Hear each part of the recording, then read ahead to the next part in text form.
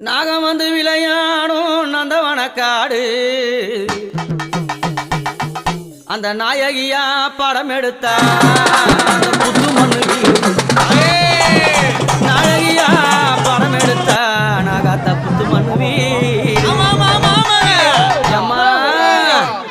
அந்த 10 அடி புத்துக்குள்ளே நாகத்தாய் எத்தனை நாள் இருப்பேன்